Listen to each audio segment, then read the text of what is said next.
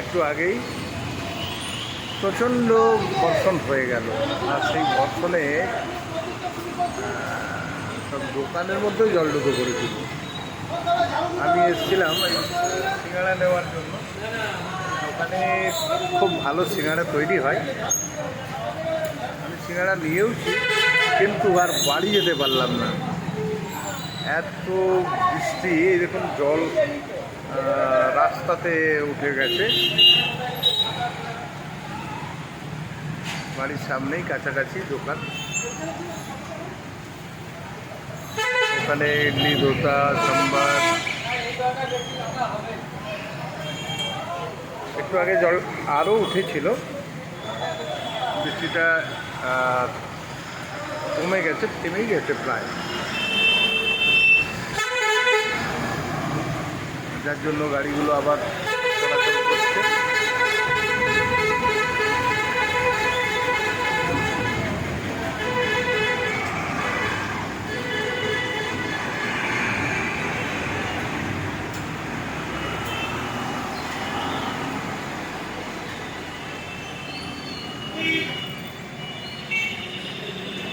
রাস্তাতে জল, তবে এখানে জল কিন্তু দ্রুততার সঙ্গেই নামছে, জলের গতিটা ভালোই বুঝতে পারছি, কিন্তু যেহেতু লেজারের শু আমি নামতে পারছি না, ওই জন্য তো নষ্ট হয়ে যাবে।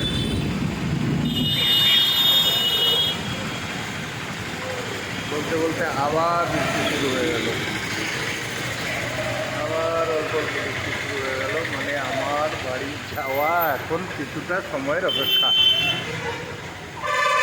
দোকানে বসে থাকতে হবে, কিছু করার নেই। এই দোকান বসার অপরন্ত জায়গা। মিনা সুইটস আমার বাড়ির কাছেই।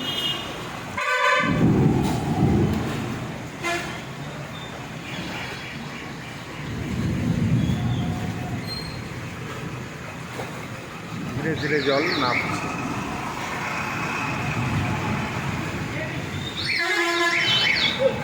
লেভেল ক্রসিংয়ের জন্য গাড়িগুলো আটকে ছিল, গেট উঠে যাওয়ার পরে গাড়িগুলো ধীরে ধীরে বেরিয়ে পড়ছে, বেরিয়ে যাচ্ছে। এই রুটে প্রচণ্ড বাসের চাপ আছে, বিভিন্ন রুটের বাস আমাদের বাড়ির সামনে দিয়েই যায়। পরপর গাড়িগুলো দেখলেই বুঝতে পারছেন।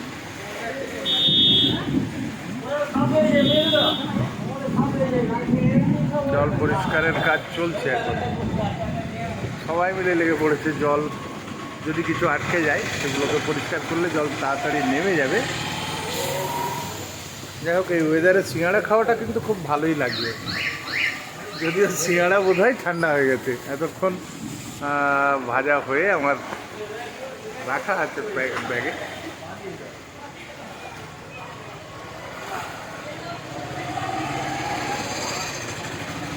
এই একটা সমস্যা সমস্ত জায়গারই, বৃষ্টি হলে জল কিন্তু নিকাশির একটা বিরাট সমস্যা। আর জল নিকাশি না হলেই মানুষের জলের যন্ত্রণা, জলযন্ত্রণা যাকে বলে।